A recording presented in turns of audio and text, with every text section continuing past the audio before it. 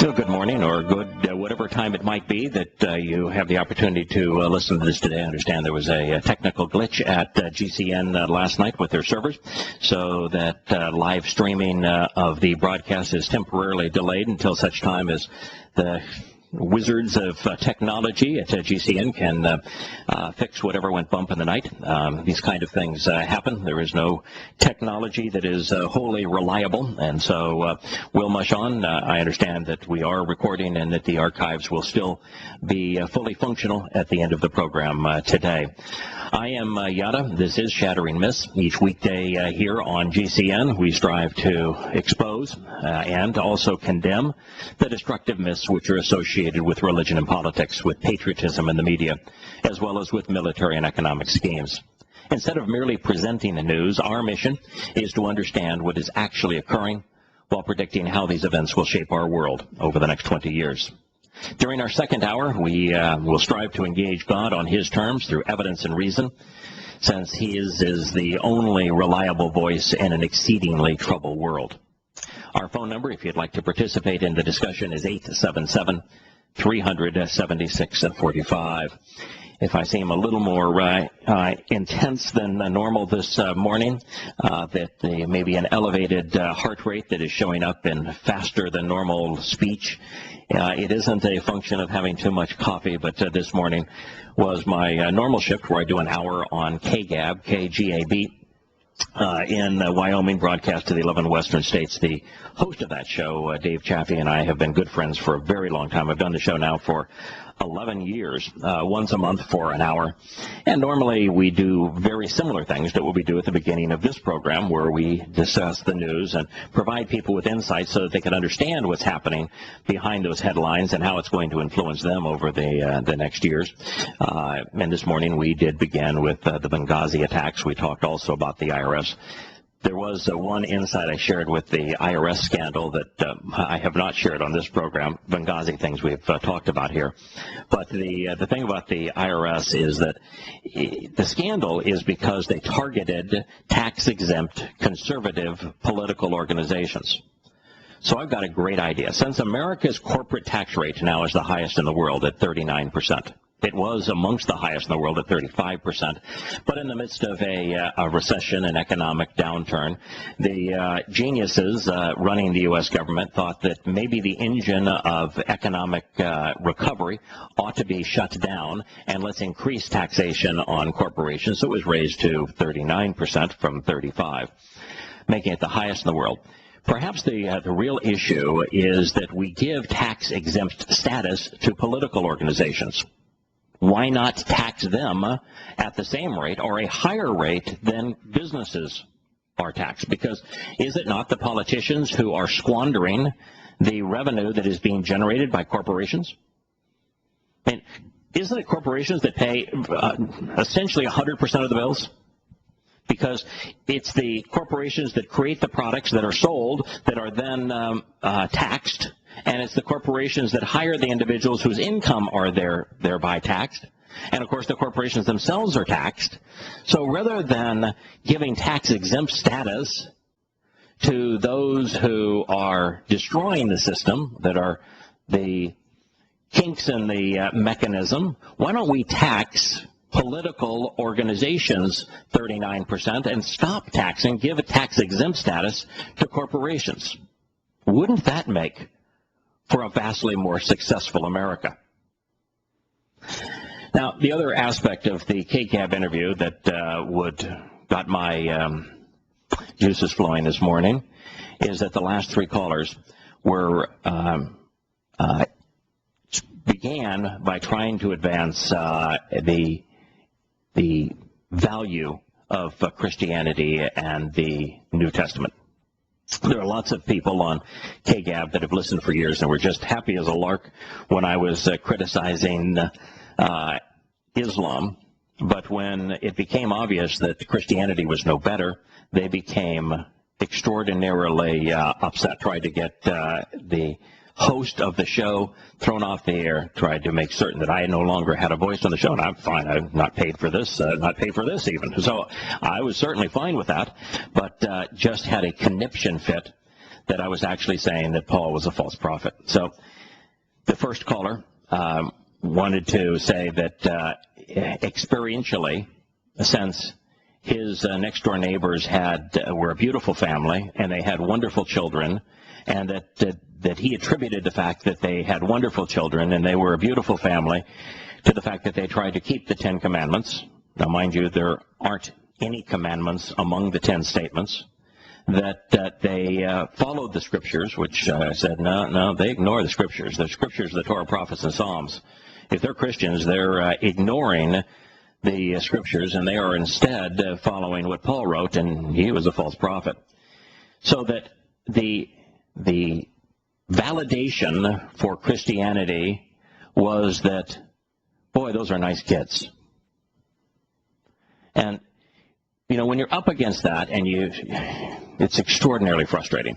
And also what I did, of course, was just say that inconsistent with what the caller had said, that I don't have a dogma, that I simply came to question English translations of the Bible, recognizing that the mission I was on, which was to expose and condemn Islam, you were drawn into a comparison between the Quran and the Torah because Allah makes that comparison. And when you find that there is no comparison between the two, it becomes very easy to undermine Islam. But then when you find that there's no comparison between Christianity and the Torah, does that not also undermine the religion of Christianity? And I explained to him that process, and that the more deeply one and closely, carefully, one studies the Torah, the realization is that it's wholly incompatible with the Christian religion. And so God either lied in his Torah, or Christianity is a lie. And since Christianity claims that its God inspired the Torah, there's only one option there that's possible, that Christianity is false. I mean, that is how simple it really is. Then we had another fellow call in. His name is Chaplain Ron, and his solution was that Jesus brought in the New Testament. That was the Old Testament. Jesus brought in the New Testament. So we went to Yirmiyahu, Jeremiah 31, and I said, so how is that possible? Because there is no Old Testament or New Testament. The covenant has not been renewed. Oh, yes, it has. Oh, well, here's what God has to say. Why don't you argue with him instead?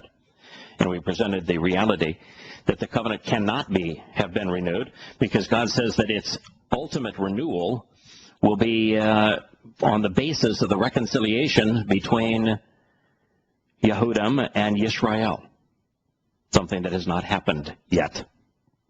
And he says that the only difference between the existing covenant and his reaffirmation of the covenant is that he's going to literally write a copy of his Torah inside of all of us.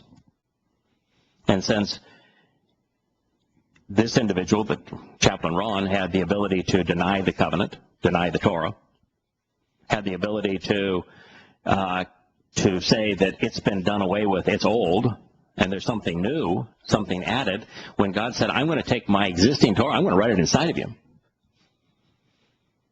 Is that not absolute proof?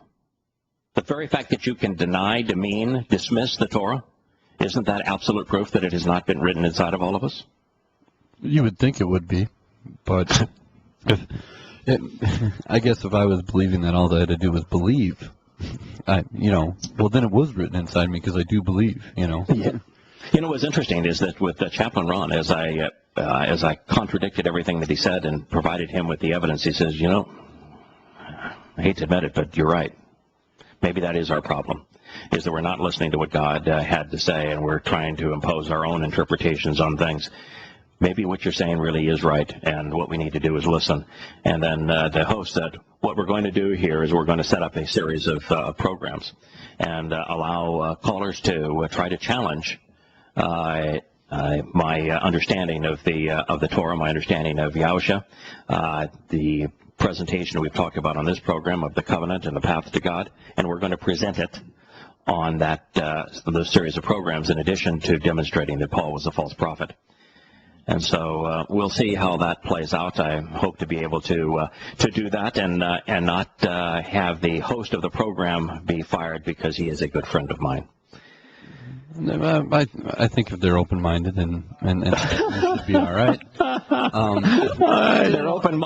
Now, listen. There are many open-minded people in the Mountain States, by the way, and he has a wonderful audience. But how many open-minded people have you known that are religious zealots? Well, that's the problem. Yeah, that is a problem. But it also comes down to come down to how we've talked about this before. It all comes down to how you talk to them.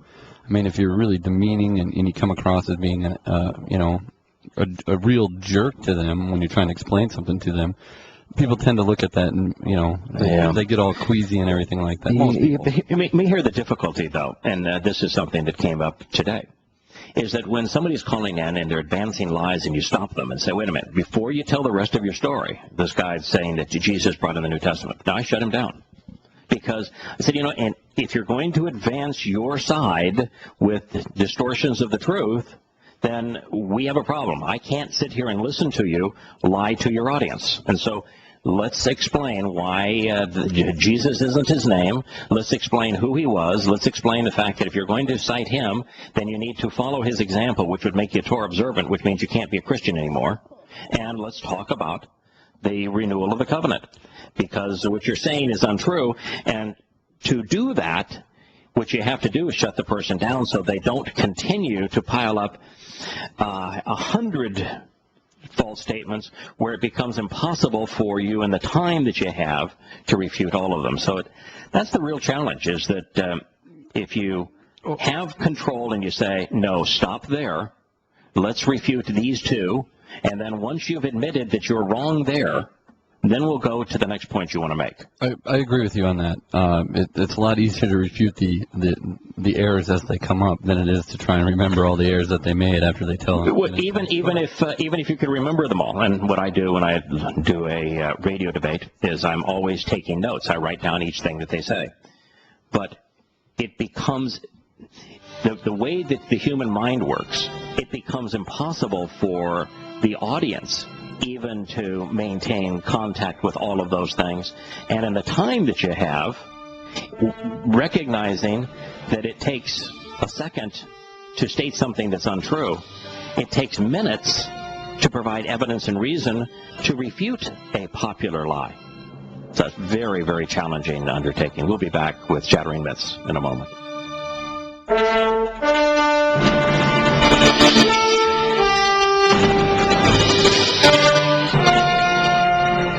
Welcome back to Shattering Myths. I'm your host, Yahowah. We were talking about the discussion that took place during the interview with KGAB for an hour this morning. And during the break, Scott made a comment that I thought was apropos. God created us in his image. So to thank him, we turned around and created him in ours. We created a religious God.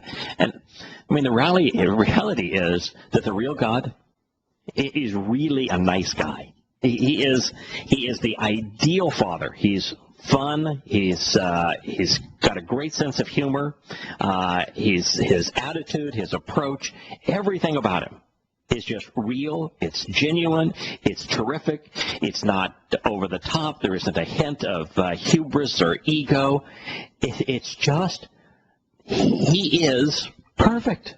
And not perfect in a sense of unapproachable perfect in an approachable sense. It's just such a sad thing that we took a God who is absolutely ideal, that unlike any god of the pagan religions and, with thunderbolts and with tridents and all of that kind of stuff, and with their petty jealousies, we took the real God, who is absolutely perfectly approachable, genuine and real, fun to be around, entertaining, self-sacrificing. We took the real God, and we did away with him so that we could create a God in our image, and that's the religious God. The Allah of Islam was nothing more than Muhammad's alter ego. The Jesus Christ of Paul's letters is Paul. That's who he is. There is no distinction between Paul and the Jesus Christ of Christianity. They're one and the same. We created a God in our image. That's how we thanked the real God. Truly sad what we have done, how we've exchanged the truth for a lie.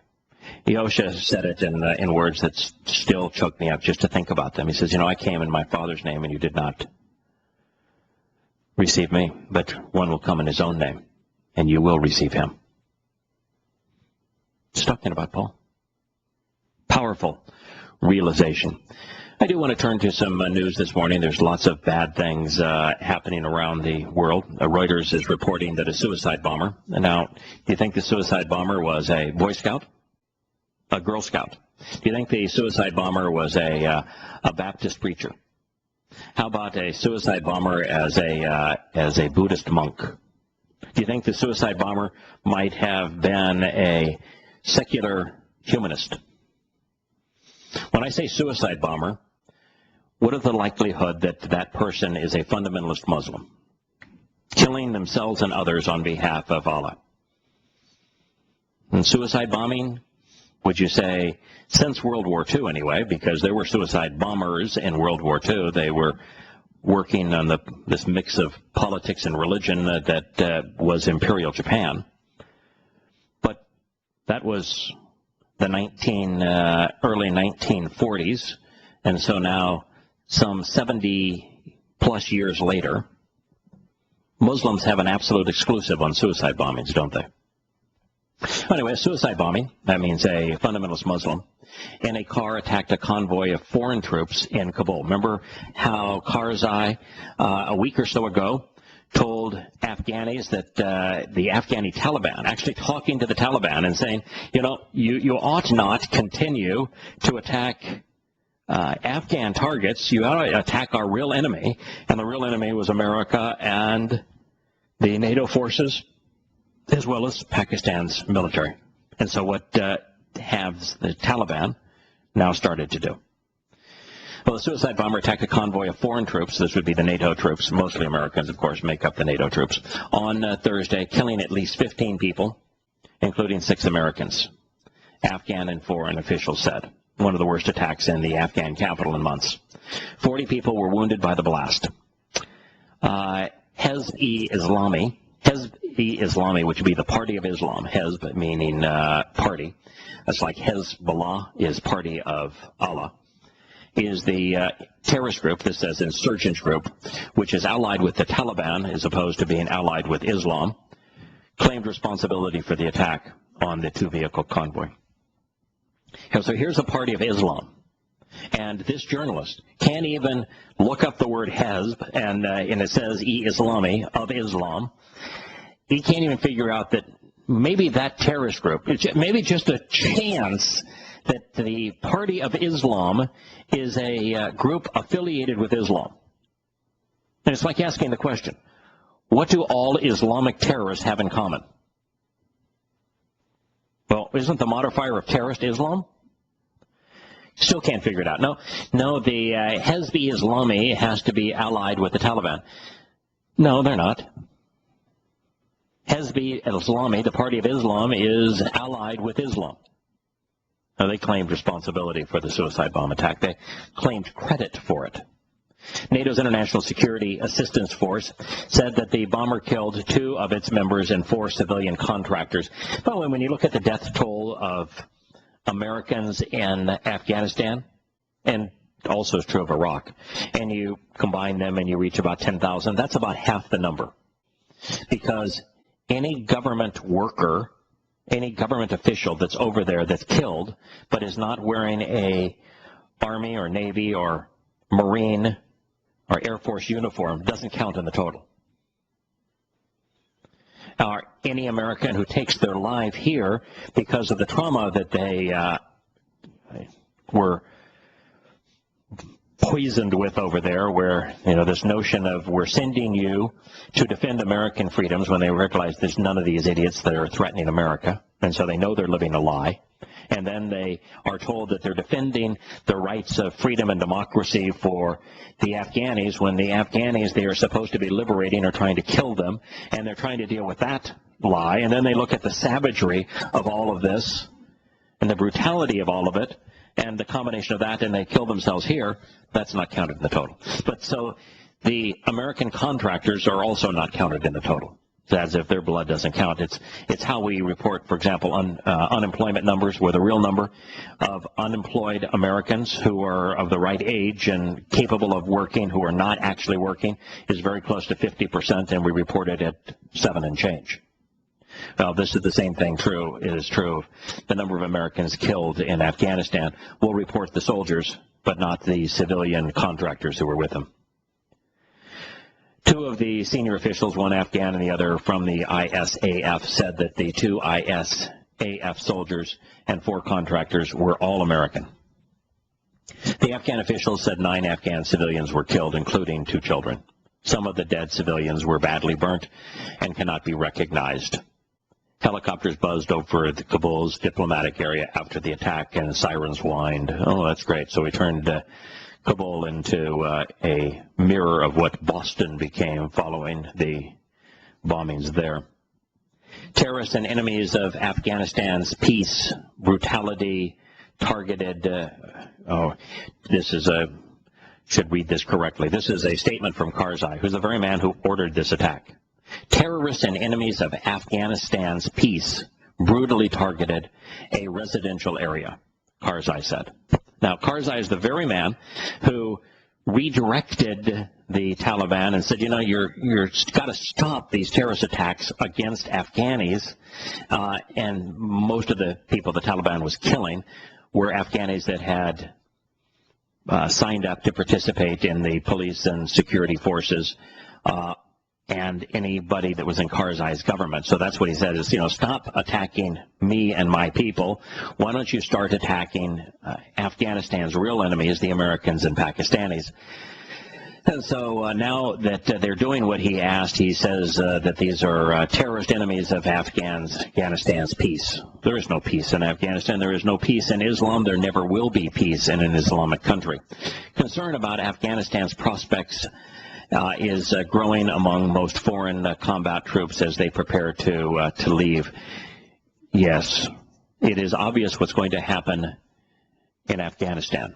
If you want to know what's going to happen in Afghanistan, just look at what happened in Vietnam.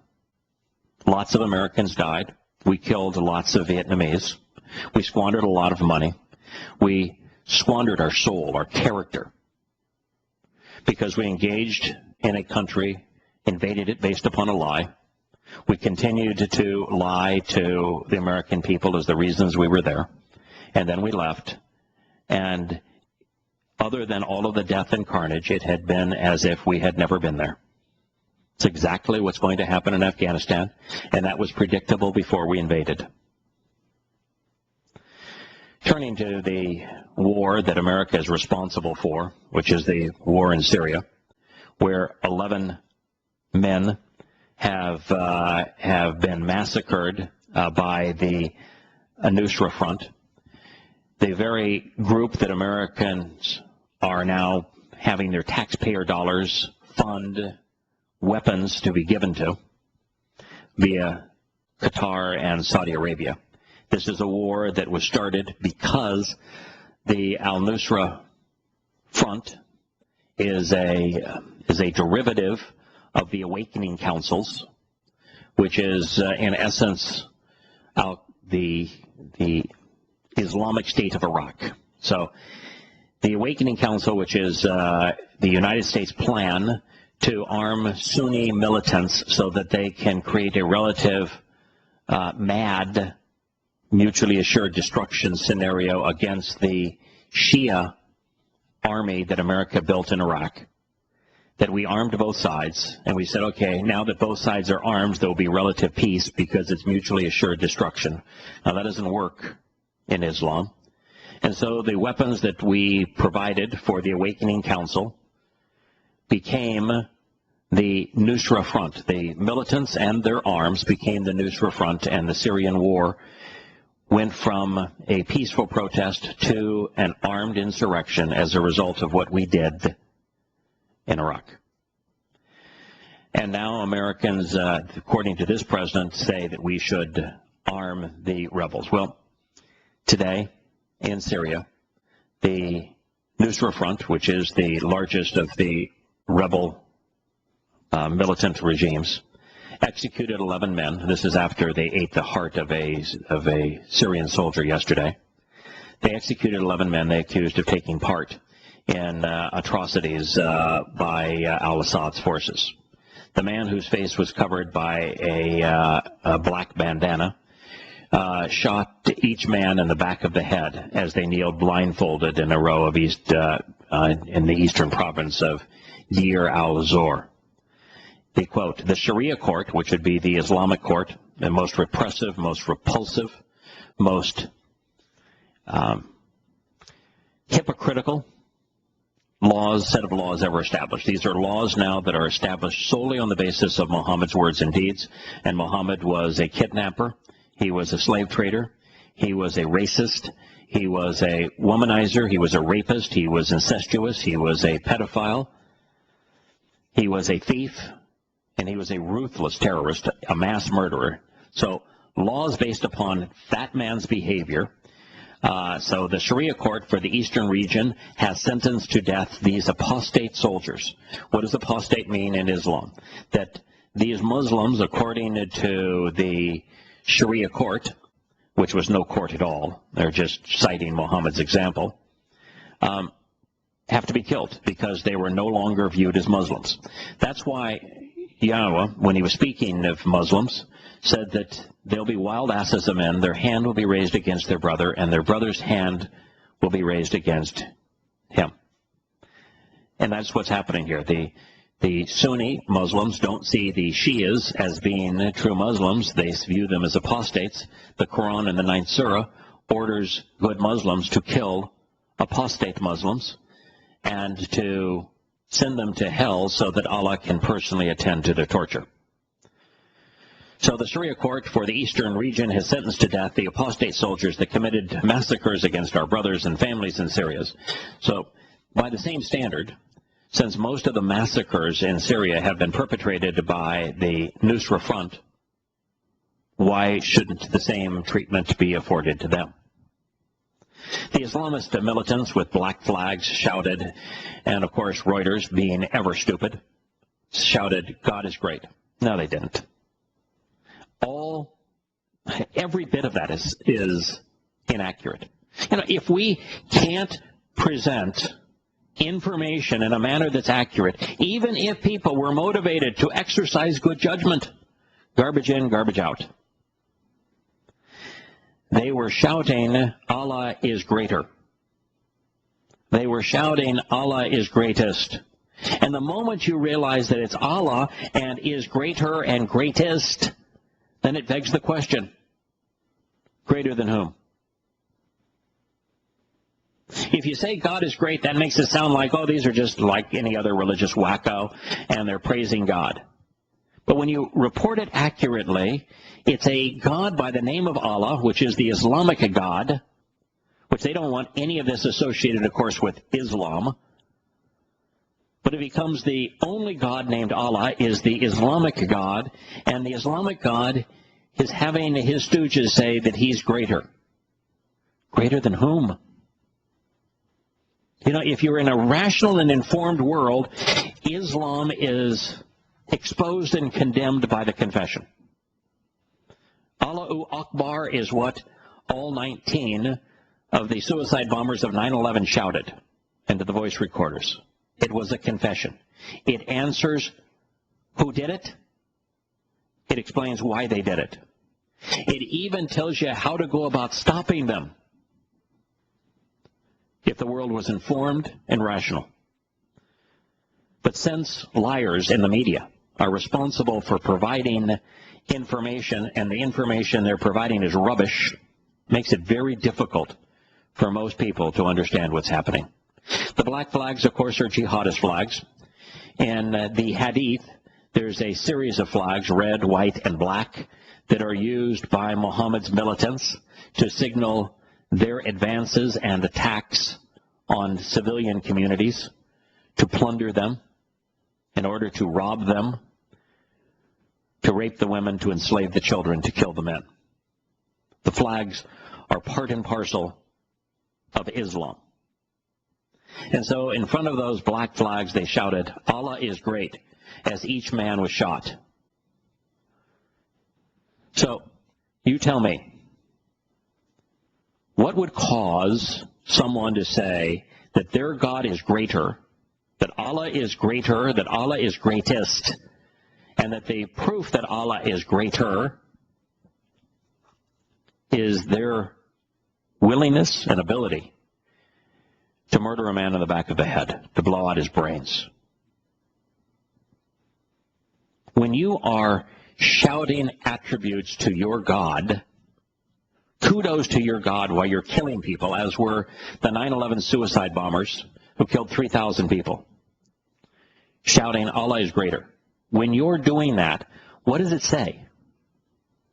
Does it say that your view of God is so warped that you think that murder is what he wants? Imagine that. Imagine singing God's praises while committing the acts of mass murder, which is precisely what was being done here. The executioner returned to some victims, firing more bullets into them, just making sure they were dead. No, he wasn't making sure they were dead. He was gloating. That's what Islam does. Gloats. He was enjoying it. He was smiling. The video is the second in 2 days to show executions by fighters who say they are from, and this idiot from Reuters says they're from al-Qaeda-linked groups. No, they're not. There's no linkage between the Nusra Front and al-Qaeda, just as there was no linkage between Hezbollah-e-Islami and the Taliban. The linkage, the connection, is between Islamic terrorists and their religion, Islam, between murder and the Islamic God, Allah. It is all about Allah, who was modeled after Satan's desire to be worshipped as God. That's what this is all about.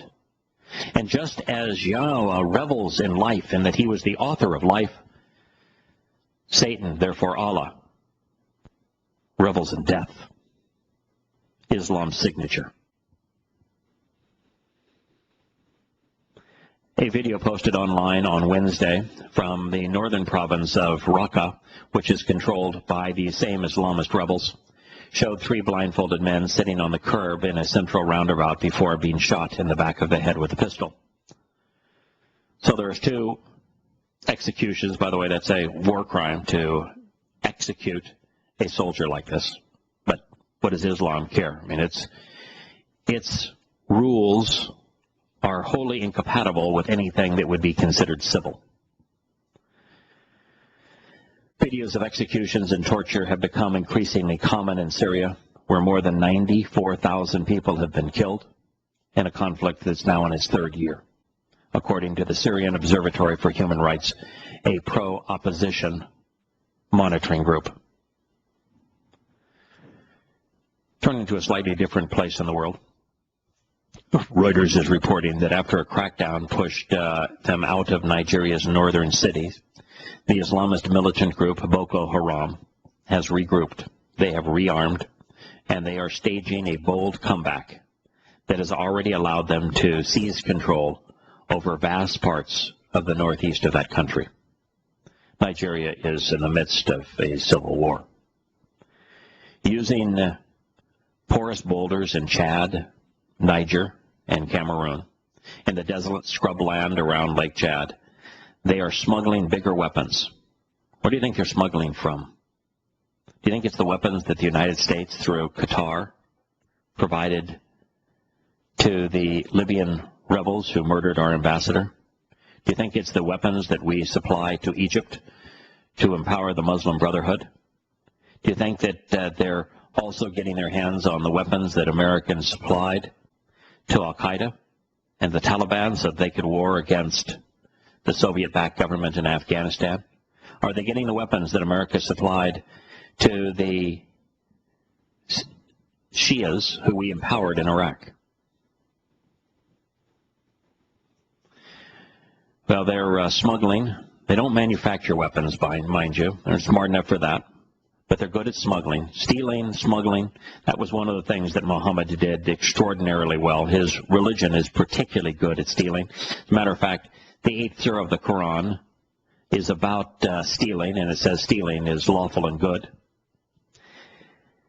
These raids are not only about smuggling, they are also about killing and kidnapping, two of the things that Muhammad used to build his religion on.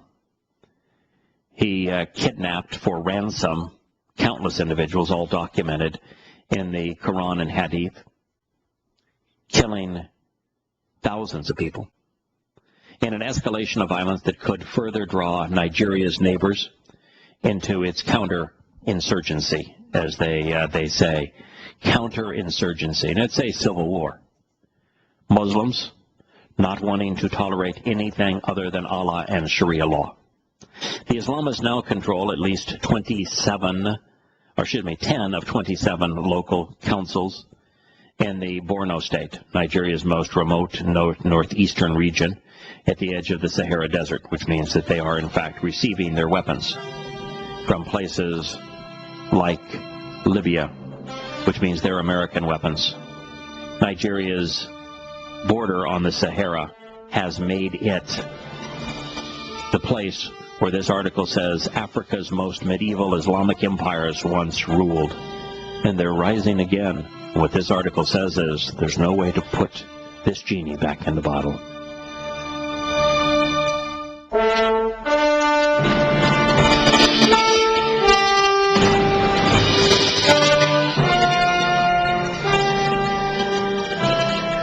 Welcome back to Shattering Myths. We were talking about the issues with Boko Haram in Nigeria and how that country is being literally blown apart in at the dividing line.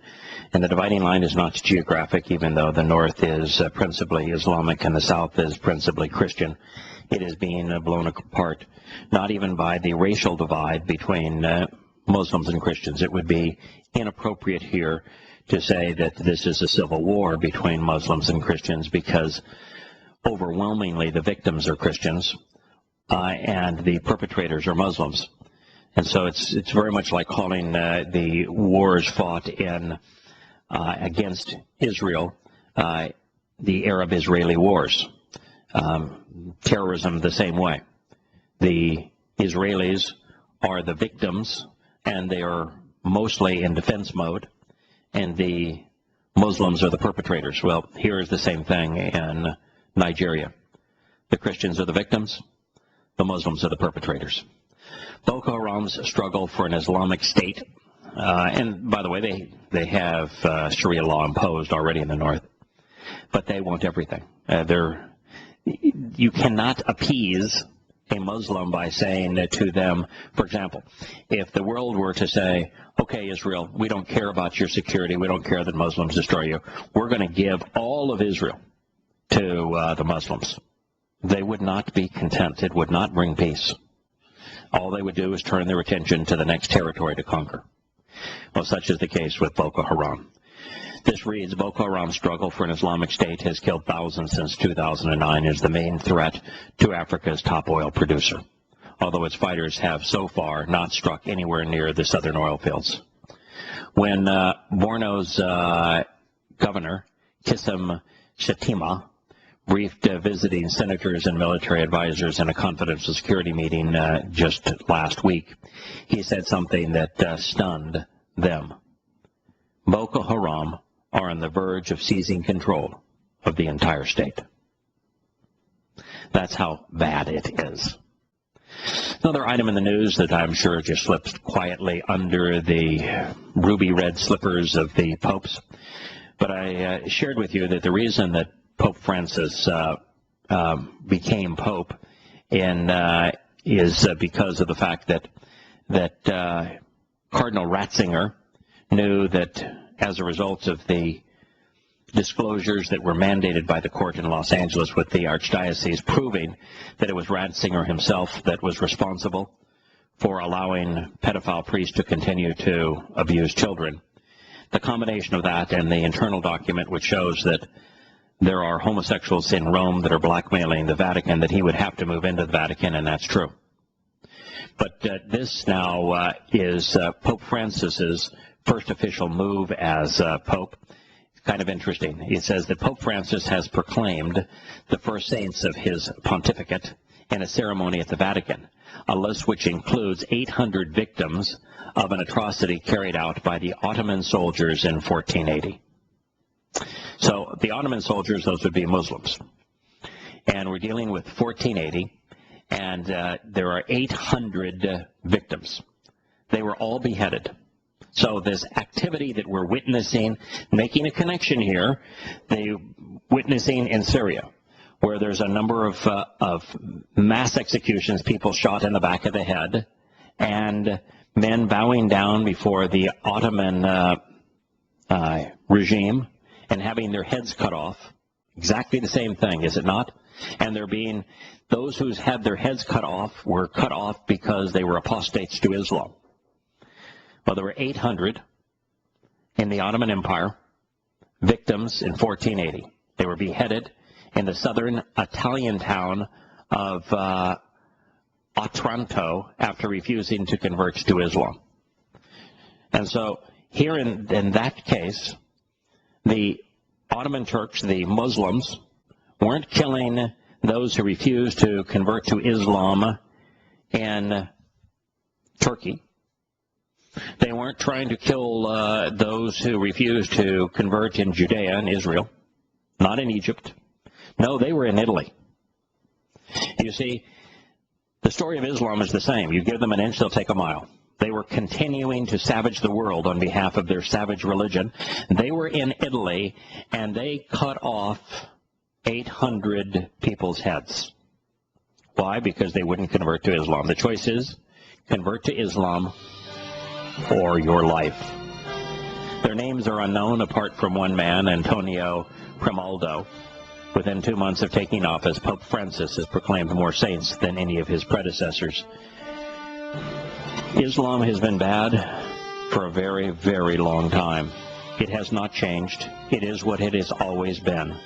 It is so savage that it needs to be exposed and condemned. I am Yahowah. We'll be back in a moment.